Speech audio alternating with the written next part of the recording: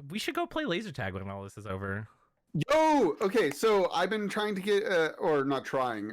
I suck at trying if that's what I was doing. What I've been meaning to set up.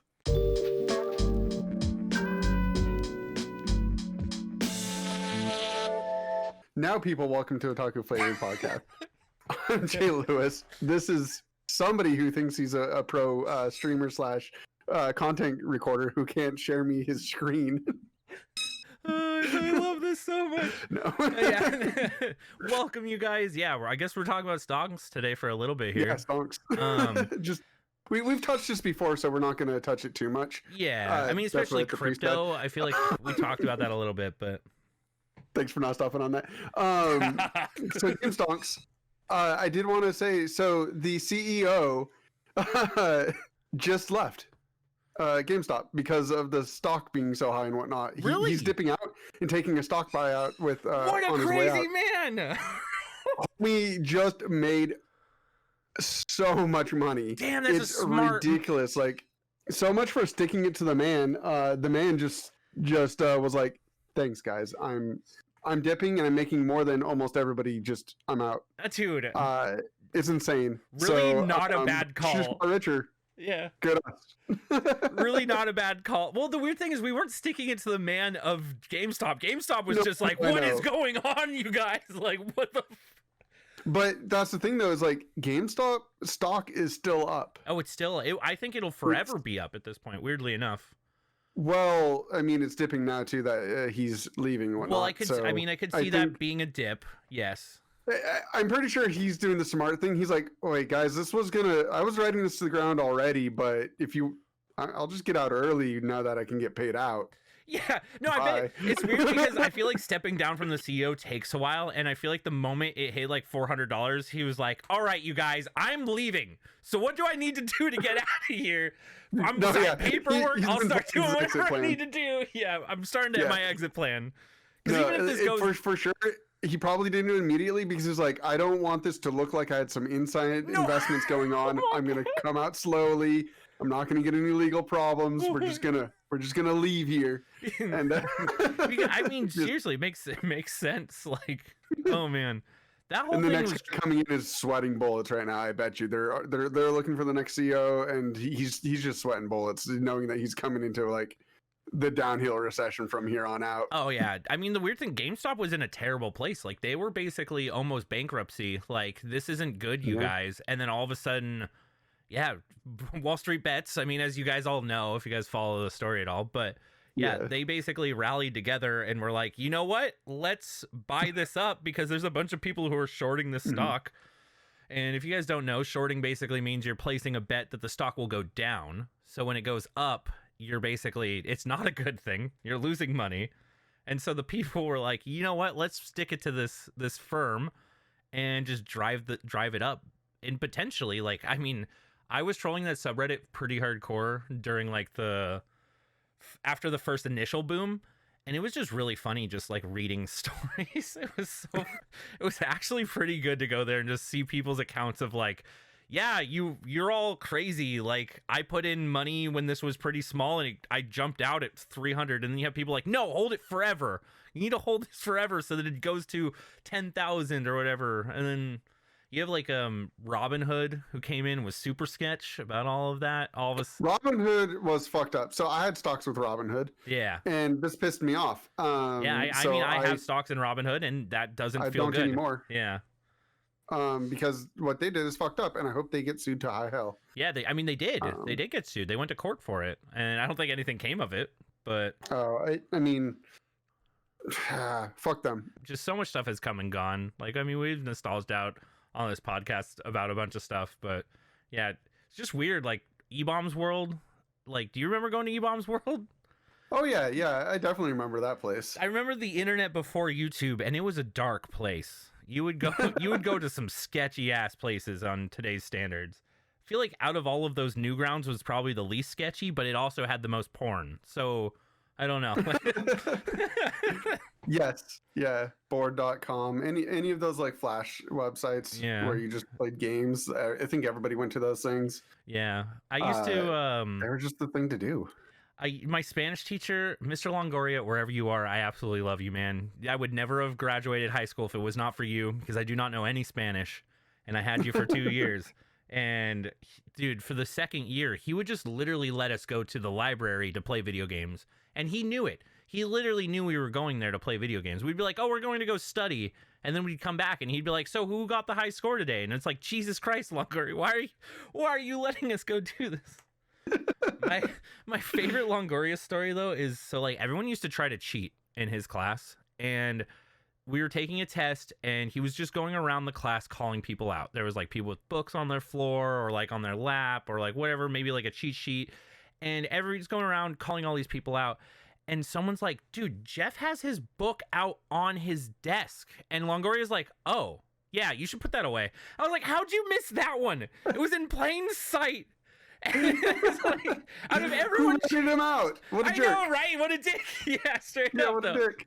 But it made me laugh. I was like, "Are you kidding me? Like, you're catching all of the sneaky motherfuckers," and then you're like, "Oh no, that kid's fine. He's good." Did you ever try to cheat on any tests personally, or I have? Yeah, I will 100% say I did. I used to cheat during like some spelling tests back in the day because I am terrible at spelling, and I was always stressed about it. I would do it in not so sneaky of a way by having the answer sheet basically on the floor, and then I would just like look down through my desk on the floor where I had the sheet. But that's how it's the only time I've ever really cheated on anything. Not cheating, you're not trying, right? No. Yeah, right. I never tried to cheat on any tests, or I just gave up. This was middle school for me, weirdly enough. Like, I don't know. High school, I didn't really cheat on anything necessarily. I'm trying to think if there was a time. I just didn't on your homework or anything as well. Did you ever copy somebody else's homework? I guess that is cheating. So yeah. I wouldn't have got through physics if it wasn't for Sven. Wherever you are, Sven. I just didn't hand in homework assignments was like my problem. Yeah. But I actually passed almost all my tests despite not studying. Well, me too. I was really good at doing. I just didn't like the thought of doing homework. Like I still don't. So basically, I think it's weirdly how much I think it's dumb, but I guess it helps some people, so that's why it's a thing. I don't know. I just think it's school trying to force you to not be able to have an actual life, and they're like, "No, you're part of the system. You must always be part of the system." But yeah, sometimes I would just be doing homework in class. Like I would sit down at the start of class, try to do some of the homework if I was going to do it at all, type of thing. A lot of times I wouldn't. Yeah. And then I would just doodle on stuff until the end of class, or better yet, I'd play around with some sort of gadget I had, which is actually something I was thinking about today. Since did you ever have a Tamagotchi? I did have a Tamagotchi. Yeah. Hell yeah. So Tamagotchi. Well, I was called a Tamagotchi, so it's fine. Yeah. Yeah. But you're right. You're right. Yeah. The etymology of it's different. But so I really wanted to get the Evangelion one that was coming out, right? The Evangelion one looks badass. That looks really, really freaking cool. And I was like, I really want to get one of these, but I haven't gotten one because I was just like, I don't want to chill out the money to get it right now, whatever. But I've been keeping my eye on them because of that. They just released a colored one, which looks freaking dope. What? The only problem that I have with it is that it's only in pink and purple, and I'm like, kind of wish it was in more colors. Sure. But I might be rocking a purple one here soon, just because a color one seems cool. I don't understand why it needs to have a camera on it, other than the fact that it's like technology is so freaking advanced that we have Tamagotchis in color and cameras on them nowadays. But that's what, that's what it is. It's freaking badass looking. That's I'm so not going to lie, I really want one. I actually was super interested in those as well. Like I was looking at the 01. Like weirdly enough, the 01s were kind of expensive once I finally found them. Like they weren't too high, but I was like, I don't know. Like basically where I was looking, I was like, oh, I don't know. And then you can get them for $25 now. Oh man. Okay, that makes me even more want one of these. Right. The colored ones, by the way, are $60. Oh, okay. Because I mean, they're more colored. There's a freaking a camera in it for some reason. There's a freaking camera. The freaking camera in there and a whole bunch of other stuff, but it's still at the end of the day. I mean, you're gonna get your Tamagotchi. Is it 01 or is it what is it? Is it? So those are the colored ones. The regular ones are like 20. The 01 is like $25, but that's not color. What are the colored ones? So the color ones are strictly basic Tamagotchi. Got it. So it's just Tamagotchi finally in color. Weird. I see what you're saying. So they're not Ava Tamagotchis. They're just colored Tamagotchis. Separate ones. Yeah, they're just regular Tamagotchi is finally in color now. Whoa. That's cool. The Evangelion ones, which literally just came out not that long ago, still black and white. Yeah. Every Tamagotchi up until this point is black and white. These are the first colored ones, and it's weird. That is weird. I liked the concept. Because also, no, I do too. So the idea of Tamagotchi is so great and so brilliant, but yet why have there never really been like a, and please, I'm probably wrong, but why isn't there like a Tamagotchi app for like a Nintendo 3DS or for your Switch or something like that constantly runs in the background? Yeah, I don't know about Switch or anything. I know they exist on the phone. They exist on the phone, but it sucks. I downloaded it one day and I was like, "What is this?" It's not Tamagotchi. It's like some weird like play thingy. No, I actually will agree. The life and death cycle of a little pet. It's not. No, it's not. And you're like, you hatch like a ton of them, and it's completely different. It's more like a collectathon than it is a Tamagotchi. At least the one that I found. That's what I found too. That was the official one from them. Yeah. Yeah, and it's not Tamagotchi. Yeah, because you're supposed to basically have to take care of this thing until it dies, and then be sad about it and reset it, and then start all over. The life cycle of a Tamagotchi was sad. There was Tamagotchis that were released that you could take care of them and breed them and like care for their offspring once the new one dies and whatnot. That's kind of crazy. Like those did exist. So there's a bunch of stuff going on for it. So I know like there was a game that like Nintendogs. I bought that and played that back in the day. Sure, yeah. And there's other games that are similar to like what I've always expected from Tamagotchi, but I've never really found like a true successor in a way of like modernized taking care of pet thing that actually mattered. Yeah, I think the same way that Tamagotchi felt like it mattered. They nailed that so well. They basically cornered that market fairly quickly and had like everything that they needed for that. Like, I mean, you just feed it, you take care of it, you pet it, you do everything, you can play with it, and then it dies after a while. Or does it just die after a while? Do they just die after a while? I thought if you like you neglect them, they die. Yeah, I thought if you actually neglect them, don't clean up their crap, their poop. You got to clean up after them. That's true. So they end up dying for various reasons, or your battery just runs out after a while, which is a whole another thing. Does this new like digital screen one like probably have like a charge? Like it's got like a lithium ion in there, right? And it just charges instead of having like your little disc battery. Imagine, because if this thing's this isn't. That's crazy, right?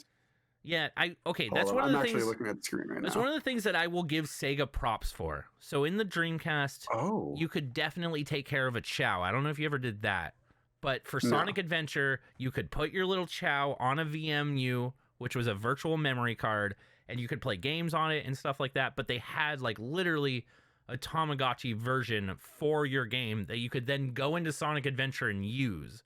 And I was like, oh man, more games need to do this type of stuff. But it never really took off. Pokemon had the little Pokewalker with the Pokeball thing where you could walk your Pikachu and whatnot. There's things like that too. I used to have one of those. Yeah, there's a few like one-off things that are similar. By the way, this needs 2 AAA batteries. This thing's gonna die on you. Yeah, this thing's definitely gonna die on you. That's sad. It does AAA. How big is it? Full, yeah. This thing's got to be like kind of heavy. 2 AAA batteries. This thing is full colored screens with a camera on it. This thing's gonna die on you before you live out the life of your little dude. I'm just gonna say this right now. If you're adding a camera to this thing, why aren't you putting in a rechargeable battery to this thing? I guess. I guess it would plug it in at night type of thing. Maybe it would die more often. Maybe that's what they realized, because like the batteries do go for quite a long time for something like this. It makes me wonder if they were realizing they were losing charge too quickly on like a charge one. But yeah, I have no idea. I would like to know the reason. Because if you had forgot to charge it, maybe it would die, and then. But you could have like a backup little disc battery that barely takes anything and just keeps it alive whenever it shuts itself off, just like our phones, basically. Yeah, well, maybe they've advanced to the point where they have a save feature, and so when you do when it is off, it might be saved now. So Maybe that's what's going on in these things, and so it doesn't matter that it dies. Yeah, so if your batteries, your two AA's technology die, man, you can keep your pet. Man, we grew up where our pets were dying.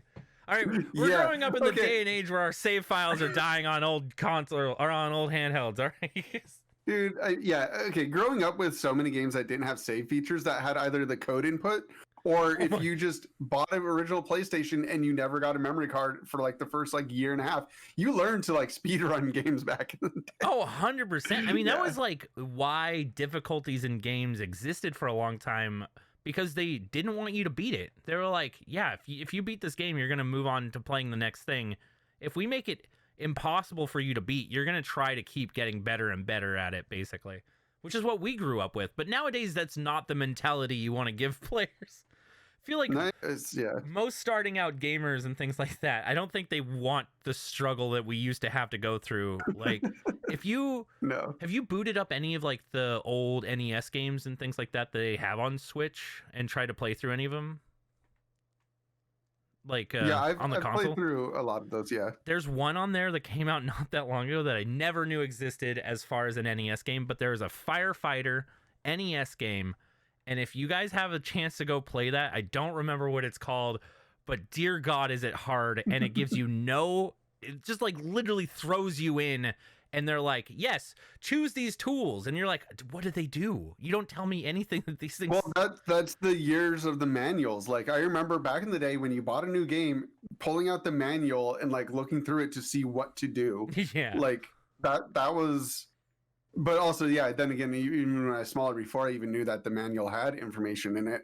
But that's, games like that thrived on the fact that you would have a booklet to read what to do, what each weapon did, because they didn't explain those in games ever back in the day. Yeah, they just threw you in. It was just full send. Yeah, full send.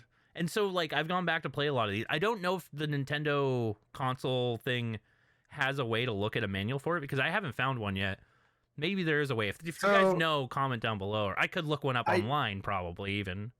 Yeah, I know with the Wii, they used to have all manuals back in those, and the Wii U as well. There was like a section for manuals. In the Switch, I don't know, because I don't think there is. I never read them anyways. Like, it's one of those things where I just always full send. Yeah, I mean, we're game literate. Like, we've played so many games throughout our youth and whatnot. It's always funny to me how easy and simple it is to pick up a game. I'm like, oh, this is second nature, and then I hand it over a game to somebody that's played a few games, but obviously not a lot, and it's like, how did you get lost in this? And they're staring at a wall for 20 minutes. Oh, and man. It's just like, it's one of the reasons why when I watch some Let's Players and things like that, I get somewhat frustrated. I'm like, oh, man. Like, I get it if you're in the moment, since, like, we do stream and things like that. Sure, maybe you're playing a game and everybody's watching, or you're recording it for people, and you don't notice something. And since you're an observer, you're like, oh, you could have done this, basically. And... yeah, but it's so funny sometimes where I'm like watching people struggle on something and I'm like, this is so simple. One of my favorite instances was in Breath of the Wild, where Man vs. Game was struggling against basically trying to open up this hidden door.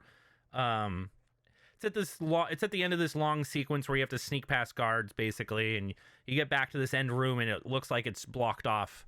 And he spent like an hour and a half trying to figure out what to do. And it was so funny because chat was trying to spoil it. People were getting banned. All this stuff was going down. I'm just sitting here cracking up, just trying to like behold, like, will he actually do it? And then his aha moment, that's probably my favorite thing about watching streamers where that stuff happens. Because his aha moment is just like, oh, I'm so dumb. He's like, I hate all of you. I hate it. It's so real. Well, streaming is compounding even too, because then you get this idea of, oh, well, people are watching me, I got to figure this out, and it's like somehow that makes you dumber, and it just makes like, you dumber. You get into that energy, and it just, you'll spiral down real fast. It's something, I swear, if you start watching someone do a task, instantly they like stress out about it. Like, maybe you could be completely good at vacuuming your house. The moment you have someone just standing there watching vacuum your house, you're like, Jesus, am I doing this right?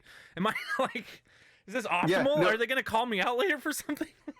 I do this at work. I honestly do this at work. So when I'm like doing something in Illustrator and I'm like setting up like a document to make it look nice or whatever, and I'm on a stream with somebody or talking to somebody about it or talking in with the boss or something like that, while he's there, I'm like, I think it's this button, maybe that one, and I'll spend like 20 minutes while he's staring over me, and he's like, okay, well, just let me know when you're done. And as he's walking away, I'm like, done. I know, right? It's so weird. It's like, it's one of those things where once you get people watching, it just becomes so difficult. It's like, holy shit. Yeah. It was one of the things I die. that I noticed when I first started streaming was like, I feel like I'm pretty good at games. Like, I definitely, if I'm just sitting there, I can figure out a lot of puzzles, all that type of stuff. The moment that I'm streaming a game that has puzzles in it and there are people watching me, I'm like, no. Like, why am I all of a sudden the dumbest person in the world? And everyone in chat is like, dude, just do this. And I'm like, I can't read. I don't want to know. I'm going to figure this out.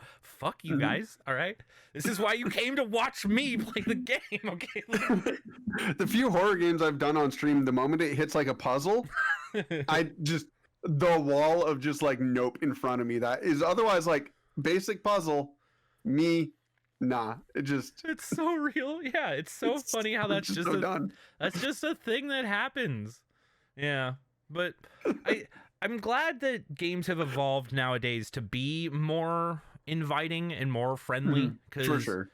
There were my big gripe, and I hate when I still see it, are save points. I don't know why, but I don't like when I'm playing a game and I can't just basically leave, or I can't just know that if I go save right now and I head out, because a lot of the times, especially nowadays, I don't have a ton of time necessarily to wait until I reach the next save point. Or if I'm streaming and things like that, I'm trying to end. It's like, well, the next save point's not for another hour. So it's like, oh, well, I guess I'm going for another hour. But I do remember leaving on my PlayStation. I do remember just I guess like in the days of not having a memory card too and things like that, you would just literally just be like, don't touch this. I'm going to school. I swear to God, I will murder you if I come home and find out. To grab some food, gotta let it sit there until everybody's done watching TV or something. Oh, and yeah. It's like, yeah. No, exactly. Yeah. So I'm really glad that that's becoming more, I mean, yeah. Everything's becoming more friendly for people, and it's just weird to have grown up with all of that. I remember codes, and I don't think anyone who grew up past the generation of probably SNES. Oh no, Sega Genesis had codes. I'm trying to think where that just stopped. Maybe some PlayStation games. I think probably after PlayStation, because I can't think of a PS2 game. Generation. I can't think of a Nintendo 64 game. Even though Nintendo 64, there might be one. There is in 64, I believe. Yeah, because some games did require the memory pack as well. Oh, that's right. The memory pack. Some games saved on cartridge, some didn't. Oh, there was codes that did exist. You're right. There was actually a memory pack too for the actual 64, and some saved to the cartridge, but some saved to those packs, and some saved to the big memory. Yeah, I remember getting the memory extension. Some janky stuff to go with it for sure. Yeah. But I think after that is we just lose that whole thing, because that was the thing, is like once people realized that you could save to the game or save to a memory card, everything else just evaporated, and that was so good. Yeah, such a good moment to move on. It allowed for longer games. It allowed for more stuff to be able to do, because the moment you basically are having people, maybe not necessarily longer games, but to think that you would have to sit there and beat it in one session if you actually wanted to beat the game, like any NES game, basically you had to sit there and play through the entire game. Besides, I think Zelda was the only one that comes to mind that actually had saves for NES. I don't know if Mario 1 did. I can't think if it did. No. I don't think it did. Yeah. No, it didn't. So it's like, it's weird to think that you would just, if let's say you wanted to beat Ninja Gaiden, man, you had to be damn good at that game, and you had to like memorize everything slowly but surely. And a lot of things were also brought over from the arcade world too, which was true.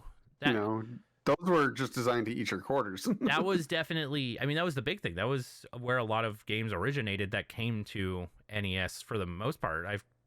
Yeah.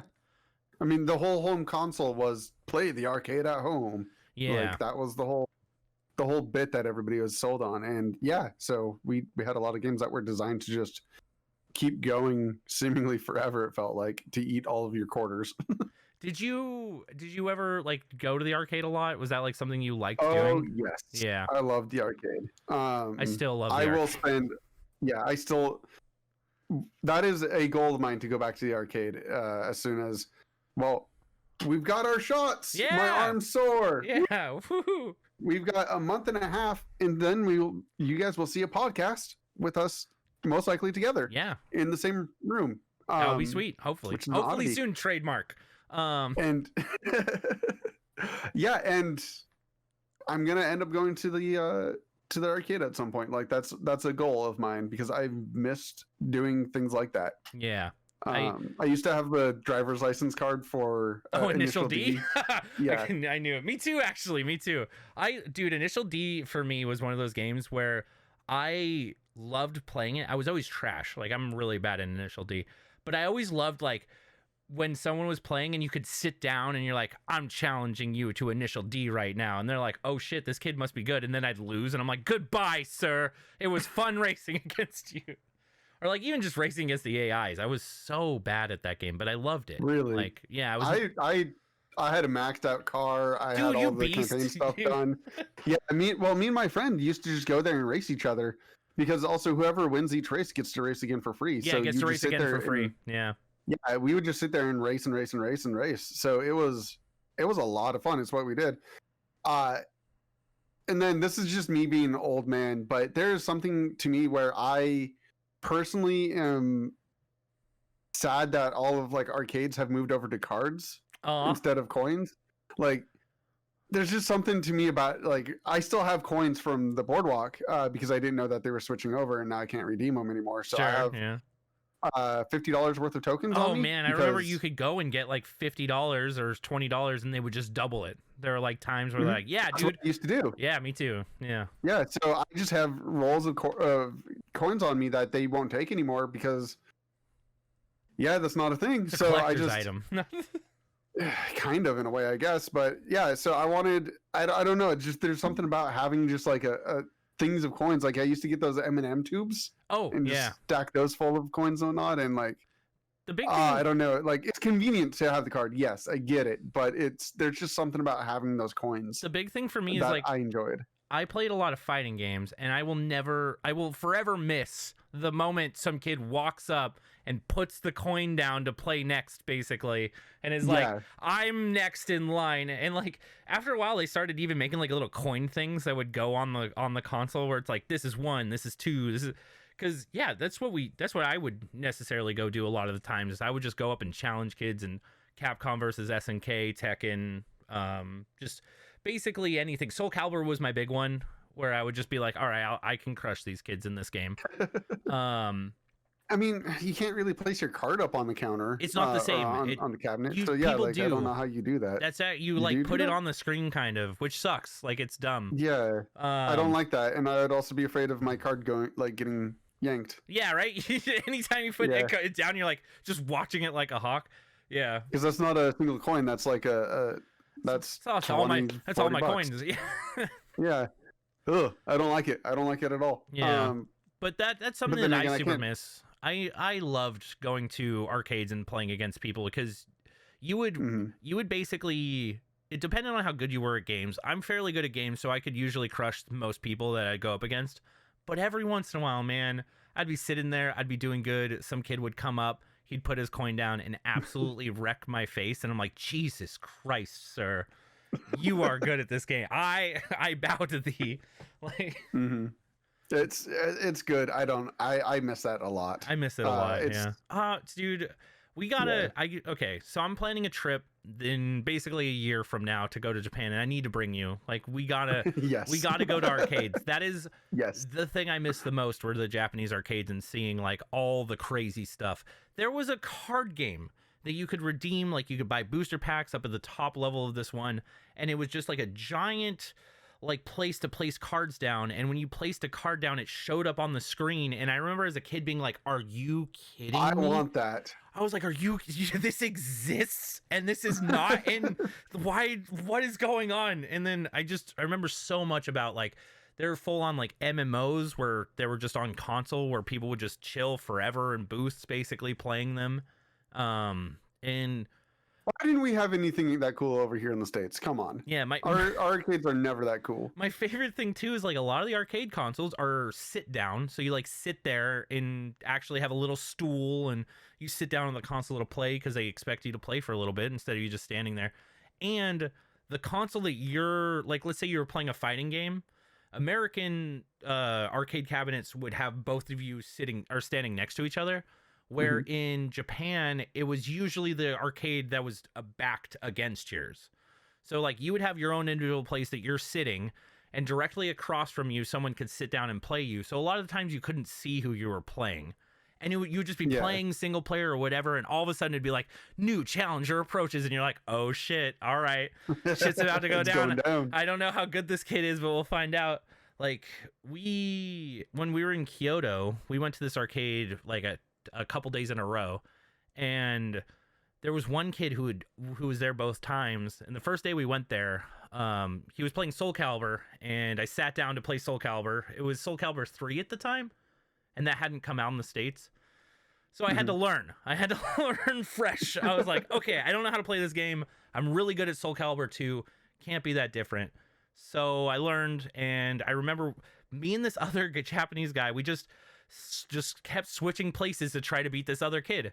Like I think we got to 57 or something like that, like commutatively, like trying to sit there, and he was just fine because he was getting free games against playing these other two kids who were just trying to beat him.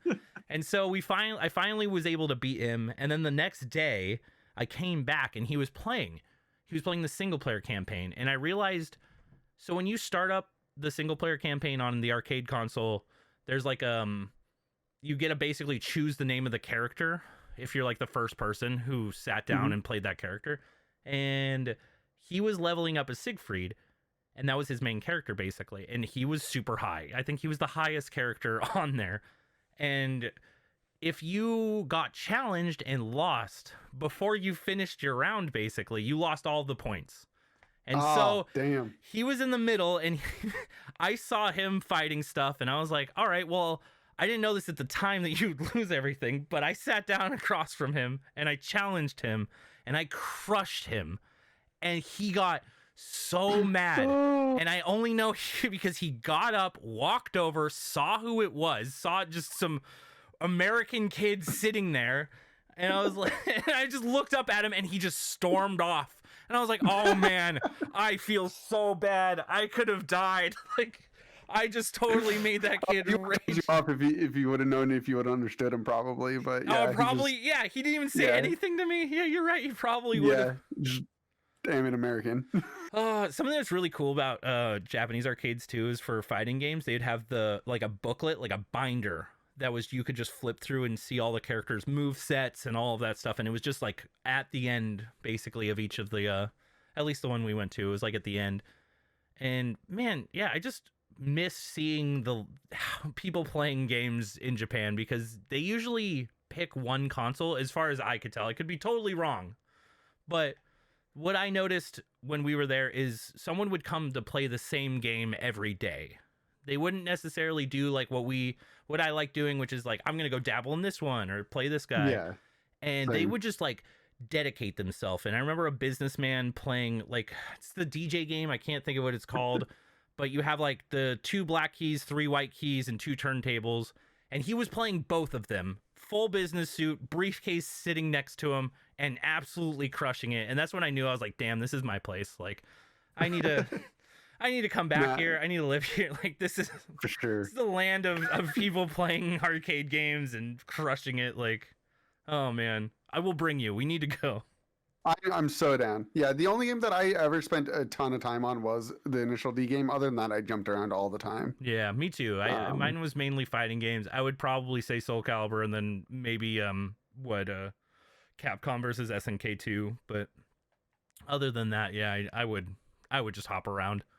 I'd play a lot of Silent Scope. Was probably my favorite guilty pleasure, because I was terrible at it, and it wasn't like bad, but I was just always spending money. Oh, I guess the other one that I spent a ton of time on was Time Crisis.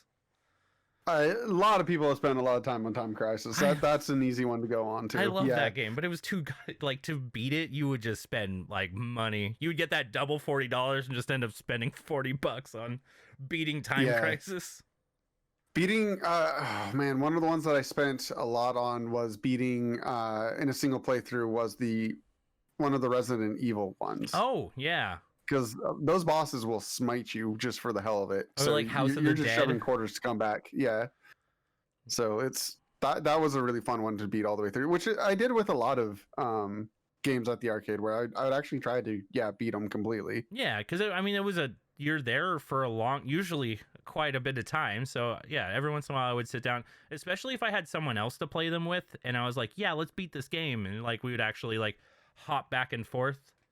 Yeah, if it felt possible, I would do it for sure. Yeah, we should go beat Time Crisis. There's some of those that never felt possible, so I will agree with that. Yeah, there's some arcade games that that's something that I don't like about arcades nowadays is they've more turned towards like ticket games. I feel like that's way more popular all of a sudden again. Yeah, that used to be like part of the arcade, and now I feel like it's taken over a lot more of the arcade, especially the one around us.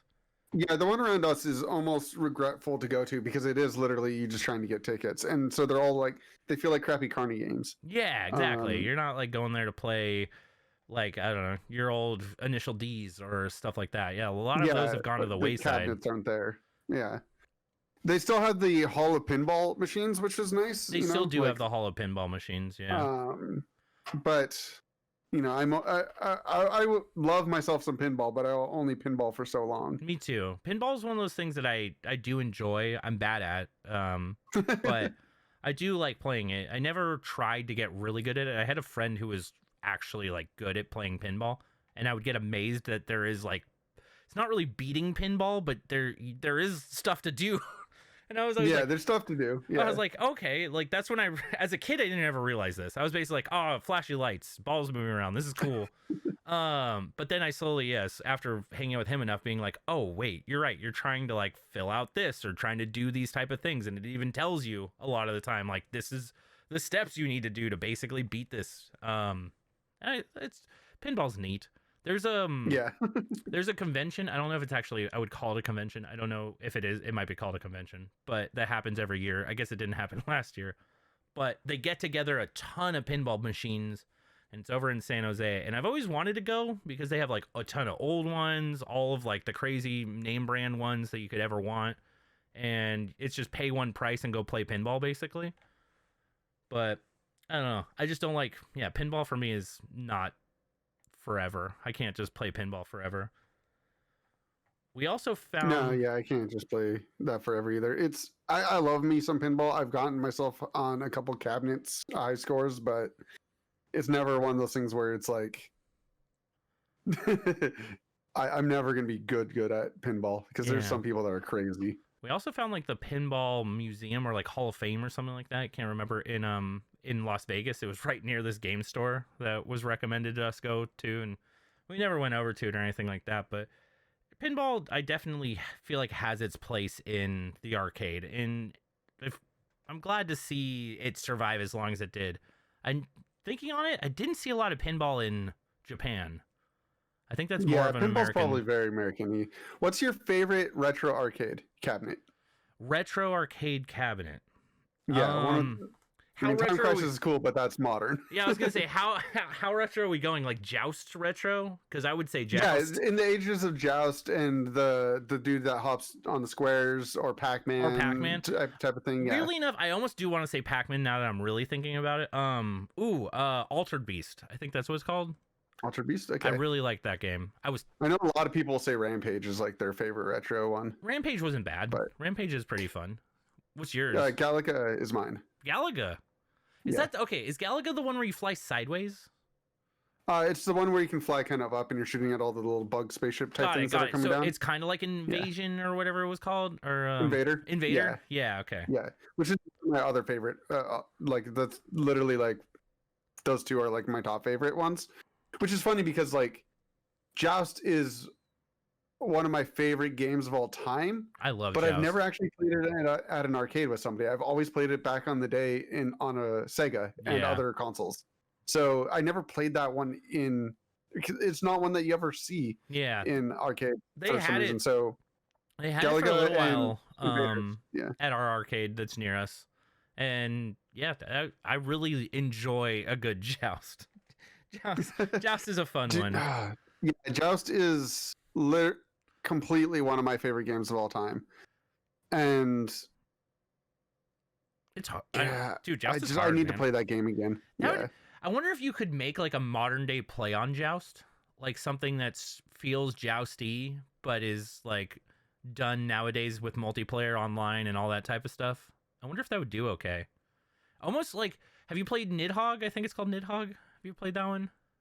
No. It's basically two people, like two stick figures that are, your goal is to try to kill the other player and move to the right if you're the left side player, and your goal for the other side is to move to the left and get past the left side player. And it's basically when you die, you respawn after like a short amount of time, and it's just constant back and forth until you get to the end of the level and beat it, basically. But okay. It's pretty fun. It's kind of reminds me Jousty in a way because it's this back and forth, but Joust always has Joust that. 99. Yeah, Joust has that like special feel where it's like, I'm coming in out of like right side of the screen. You didn't see this coming. Let's go.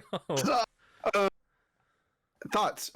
So have you seen the brain? So Mario 35 or Tetris 99, like the Battle Royale old school games being redone. There's a new one right now as well, which is I don't Sonic even remember 06. No, I'm just kidding. Yeah. But no, they I know they came out with yet another one of these on Nintendo. Like it's something that's like the third one in the line of these things. So I just wait. How do you feel about those? Have you played any of those? I've tried the Tetris one. Okay. And the Mario 35 is no longer out, so it was a limited release for 1 year only. No, wait, can you still play it? So if you didn't try it, it's gone. Huh? If you didn't try it, you can't play anymore. But if you did try it, it's gone. The whole thing's gone. Oh man! So you only have to play it for 1 year and 1 year only, and now it's gone. That's sad. Okay, I will. Because it was celebrating the 35th anniversary. That brings me back to another thing about Mario that I will say that just to go on that tangent. Why Nintendo? Why? Like, why are you doing limited run things for Mario like that? We don't like it when Disney does it. Don't do it for Mario, because like I didn't realize that Mario Super 3D All-Stars was a limited year release. Yeah. I did get it. I bought it digitally. I wanted to get a physical copy of it, but I was waiting for them to like, I don't know, become available where I was at more easily or something like that. They were a limited run. Pandemic year. I didn't go outside. I didn't go to get one. Yeah. So I don't have one. Could have had it shipped to your house. You could have told me, Jay. No, I did get one. But I mean, I didn't anticipate it going away after a year. Yeah, I knew it was going to go away. I should have warned you, and I feel bad now. Yeah. But I'm glad you picked it up digitally at least, because if you I at least have it digitally, so I'm fine. I would have felt really bad, right? I'd be like, no, what have I done? I failed you.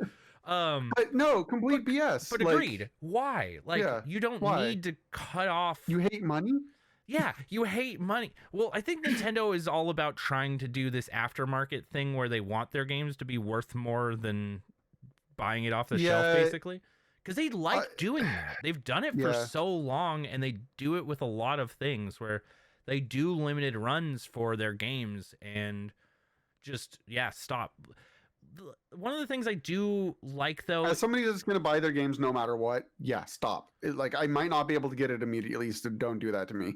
Yeah, and I feel like for main franchises and stuff, it doesn't make sense. I like stuff like limited run games. I don't know if you've ever bought any of their stuff.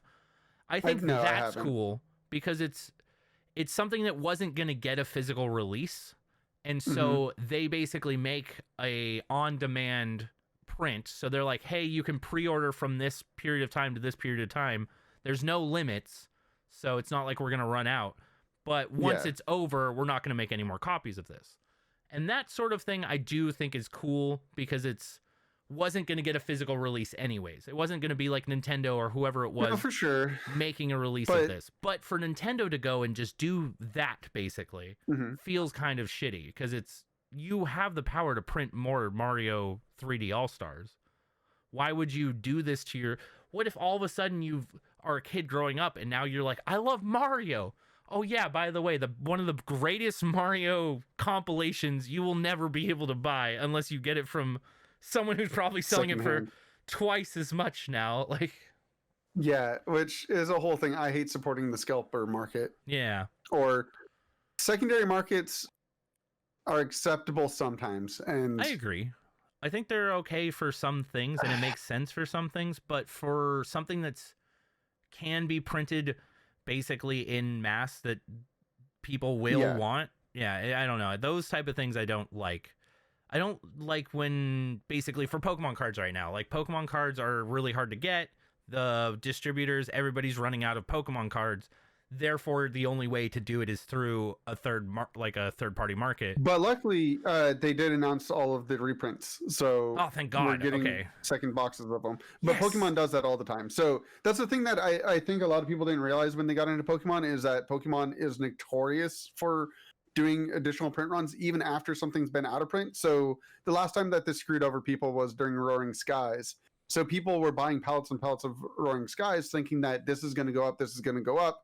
And eventually it's up now, but there was a huge dip in the market for a moment because they reprinted Roaring Skies several months after it was out of print. Yeah, so, and I could see more companies doing that. Destroys the market for a moment. I could see, because right now, through all of this, I could see that being a good move because people want your product currently, and you have this weird giant move in production and everything like that, and it's been slowed down due to COVID or whatever it might be that's now causing all of the slowdowns. And it's good to know that Pokemon especially is going to do some sort of reprinting of this stuff. I don't know if Magic will ever do anything like that. I don't think Wizards... Magic doesn't do it. No. I was gonna say I don't think Wizards does, but that is something I wish that they would do, or more companies, especially over this last time. Because everyone kind of got screwed out of stuff. You all know it. I know, right? Yeah. This is not a hard stance for Jay. This is where he is. This is the kid. Yeah. But bending knee assholes they are. Yeah, I don't care about them. They can go make out with China all they want. Dude, all of that stuff's getting so crazy though. Dude, yeah. We're not that type of podcast, but if we ever wanted to go into ooh. This is where the podcast just cuts and it goes pee. No. You just see a shadow move behind Jay all of a sudden. Oh yeah, I'm not afraid of Winnie the Pooh. He can come fight me all he wants. I'll kick his round ass. Because all that stuff is getting so I don't like when it affects my products, my games, my stuff like that. I work in logistics basically currently, and it's a nightmare. It's something that I wish we could just work out better, you guys.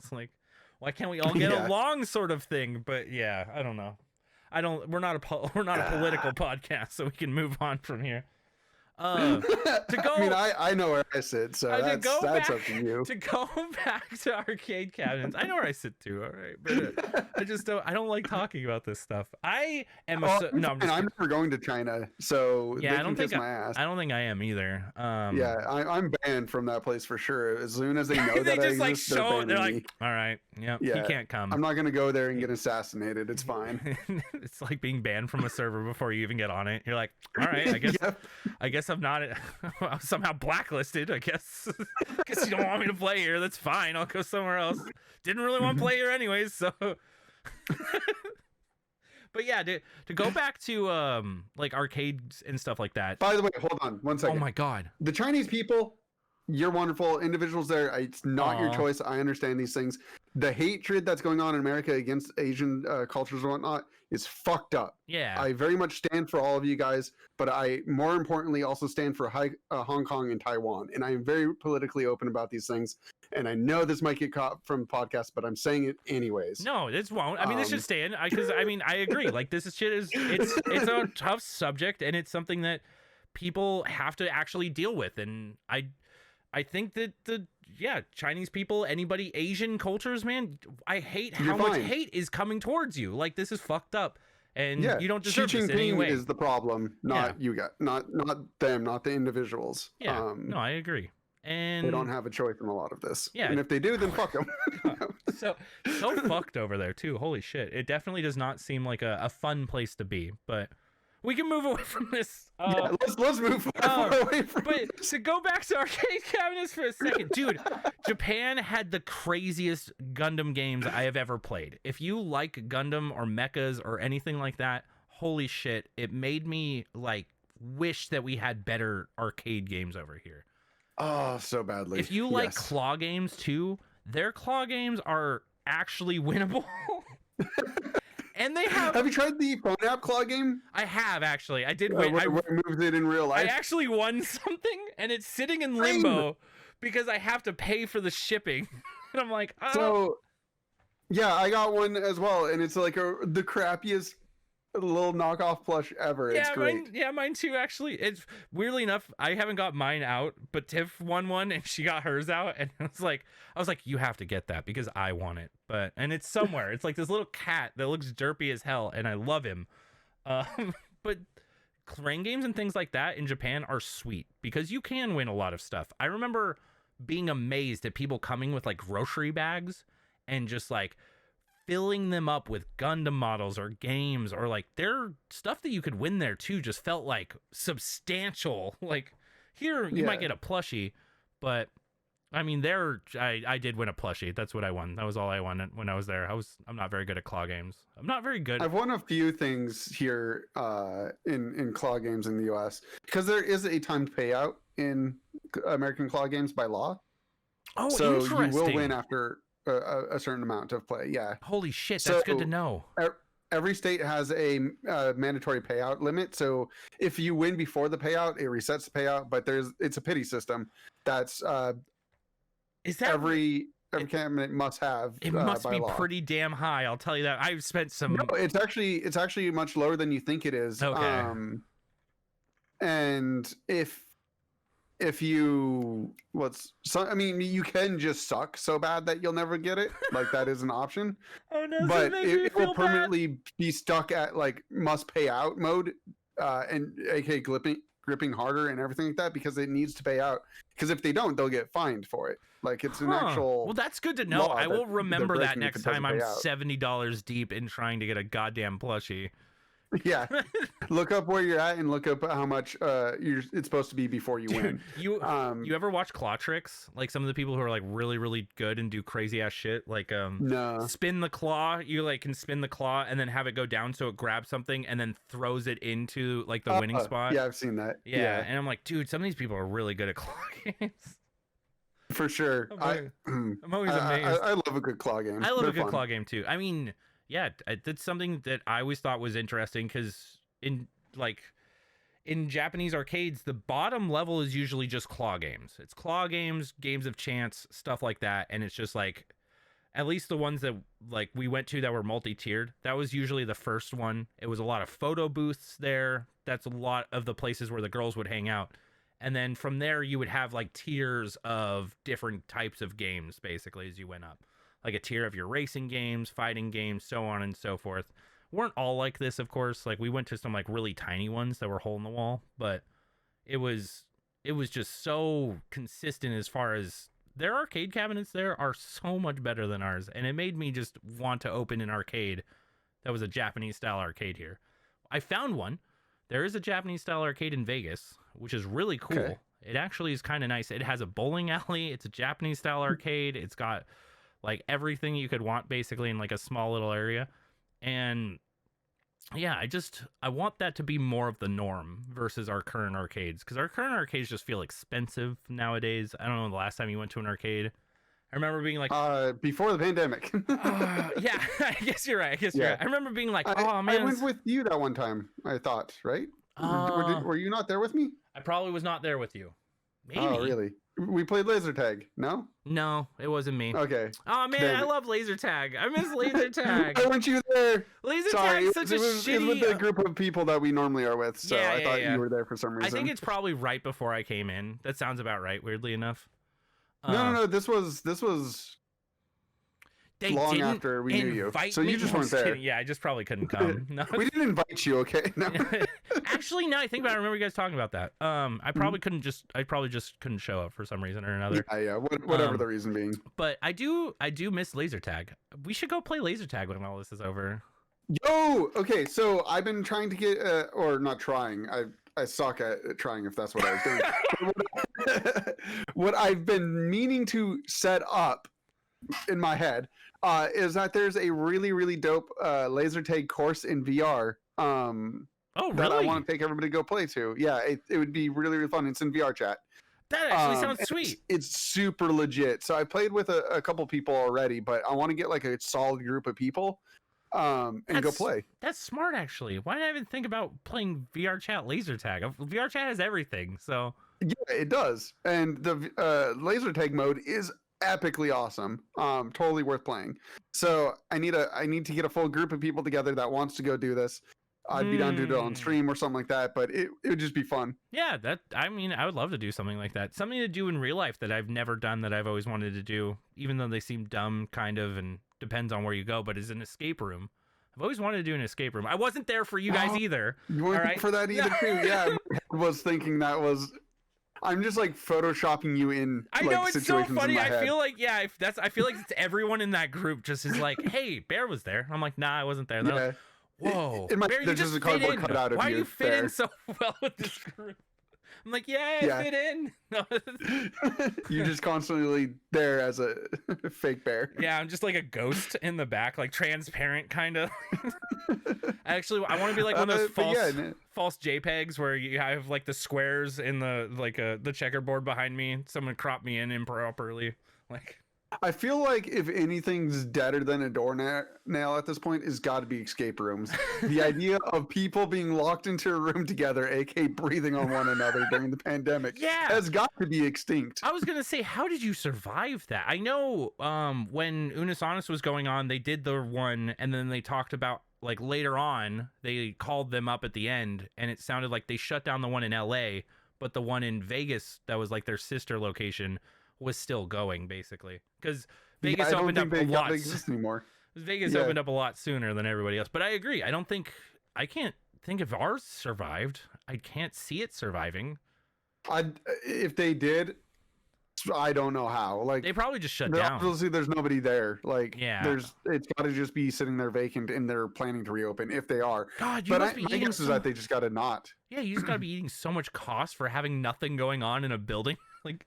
Yeah, it's literally an impossible thing to do. And then when everybody's back up and running again, like, is that going to be a thing that people want to do for a while? Like, I think so. Well, I do think so. I think once we get back up and running, people are going to want to do more activities together. Right, but how long is that going to take once everybody's vaccinated for that stuff to hit normal again? I was going to say, it's going to be a while. It's going to be immediate? I don't think it'll be immediate. Well, I think it'll depend on the group, basically. And I guess it'll depend on the company if they want to take that chance of opening up. I will say, if they've been dormant for as long as they have and they need money, they'll open up as soon as they possibly can. True, but just the amount of cleaning in between each group going into the same room's got to be... Oh, that's got to be an absolute nightmare. I mean, everybody fondles every nook and cranny of an escape room. Now, just like looking at before pandemic versus after pandemic, it's like, we touched a bunch of shit that we wouldn't clean ever. Yeah, no, it's literally like escape rooms is literally fondle every object the game at 2 feet away while you're just like basically ready to lick it. Yeah, it's like, all right, so by the way, to solve this, everyone solved this, so you're gonna do the exact same thing everyone else touched to solve this. Mm-hmm. Oh man, I've wanted to do it. You put on this lanyard that we're gonna have somebody else put on, and 2 minutes later, like just things. There's just so much stuff that you interact with in those things that are just then passed on to the next person with very mild cleaning. And now it's like, everybody's gonna be freaking out scrubbing those things down. Yeah, I could see that being not the best business. The other one that I could see being like not the best was like VR stuff, where you would go in and just put on someone else's sweaty helmet that they were just wearing or whatever. Like, that's another one for me that I'm like, I don't know if I want to walk around your VR establishment right now with the stuff that is now third hand or whatever. But I think those will all come back, but yeah, it's going to be a hell of a time until they do. So many other things too. I know that people are pre-booking cruise ships right now, and people are ready to go back on those things. But out of all the people that basically got stuck in those things for like mini prisons for like, some people were stuck on this for like a full month, with like, I think one cruise ship having like a dozen people dying on it at that time too. I remember that. Like, I imagine that would be so traumatizing you would never want to go back on that. But then there's all these people that weren't on it at that time that are now trying to get on them now, and it's just like, y'all crazy, dude. Good on you for wanting to go on a cruise ship at this point, but it is. I'm just gonna come out and say it. I already didn't want to be on a cruise ship. All right. I mean, I don't mind the open ocean. I just don't ever want to be caught on the open ocean. So if I can do anything that prevents me from being caught on the open ocean, then yeah, I don't necessarily want to do that. I understand that maybe like, yeah, I'm worrying about something that's not gonna happen. It's very similar to planes. It's pretty safe. It's very similar to that, where it's like, yeah, if you get on a plane, it's not like you're likely to die necessarily from a plane crash. They don't happen all that often, just like ships going down. But at the same time, like, for some reason, the ocean scares me way more than flying in the sky. And that's a lot of people that happen. So I get a fear of flying, but hey, that's just me. Yeah, I guess we're opposites. Like, would you go on a cruise? Like, yeah, I would, and I have. Oh shit, you had? No, just... yeah. So, but here's the thing: is I would never go on a Carnival cruise. I would never go on one of those big cruises. I've gone on a smaller boat cruise with a couple hundred, not a couple thousand. You wouldn't go on like the gigantic, like. No, those things sound so miserable to me. No.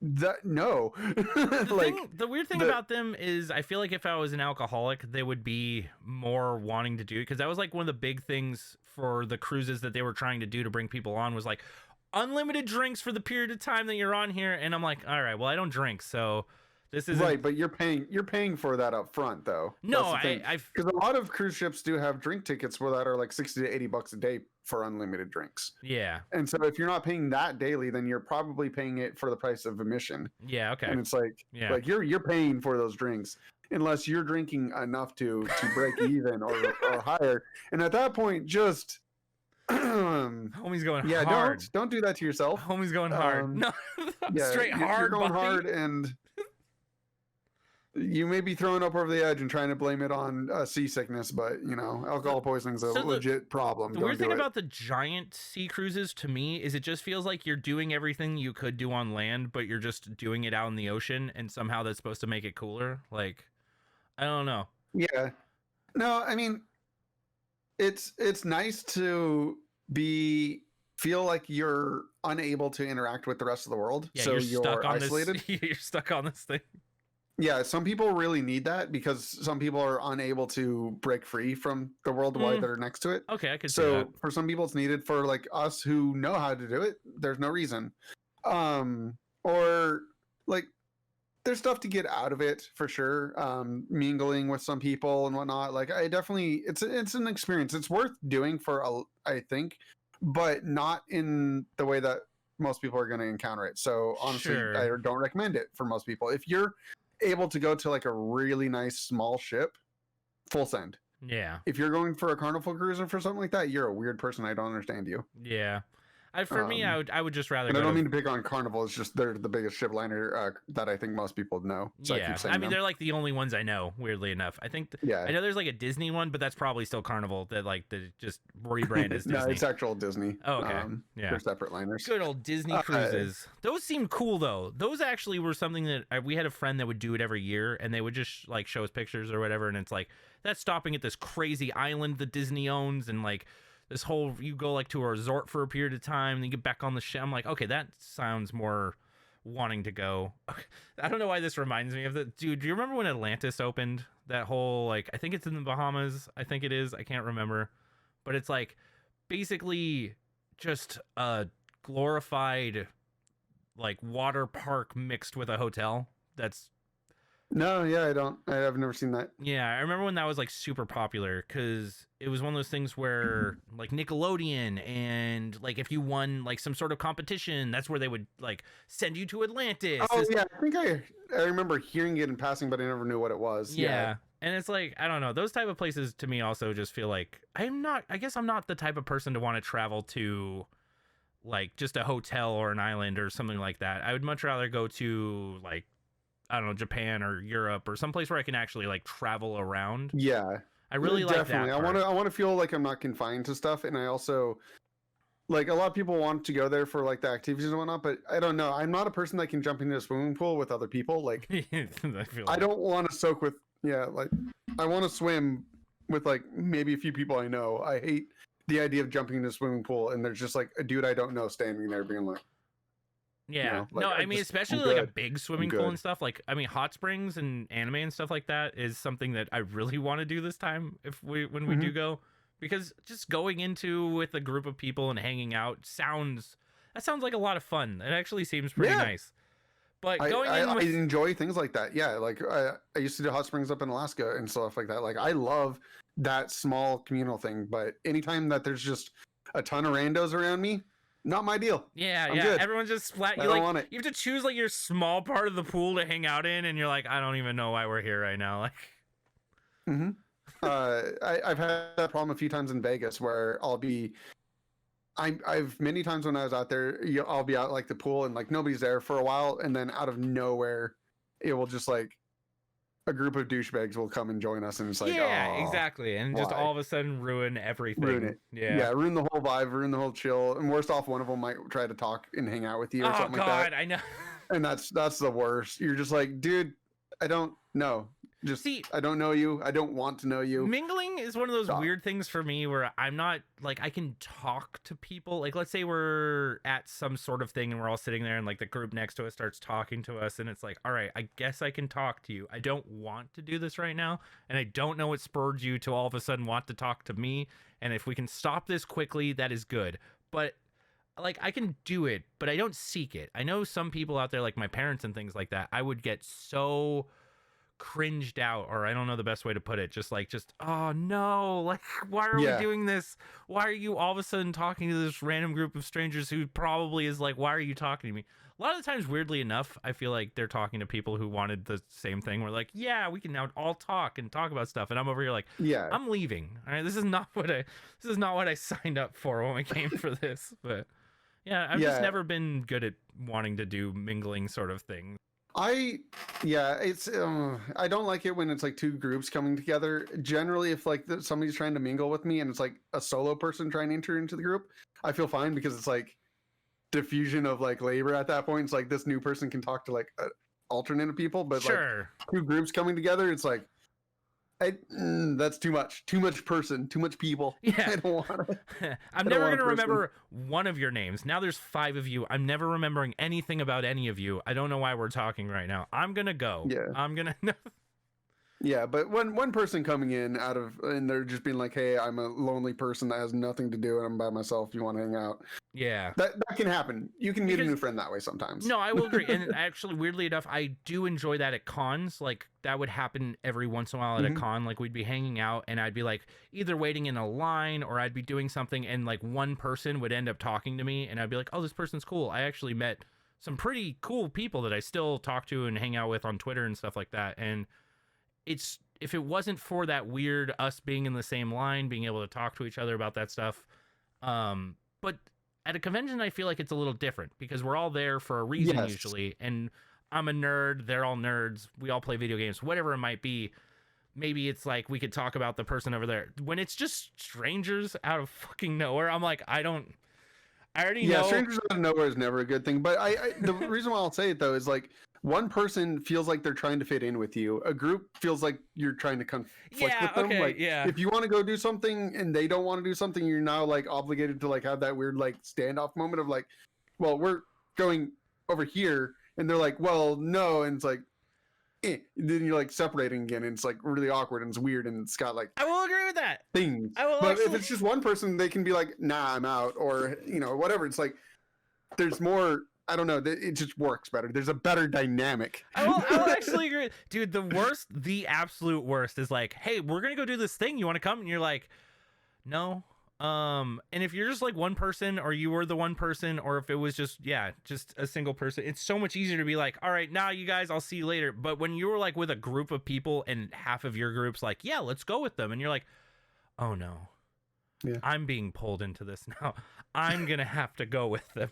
I don't want to go with them. Yeah. So the easiest way for me to like process how this feels as well is in VR chat.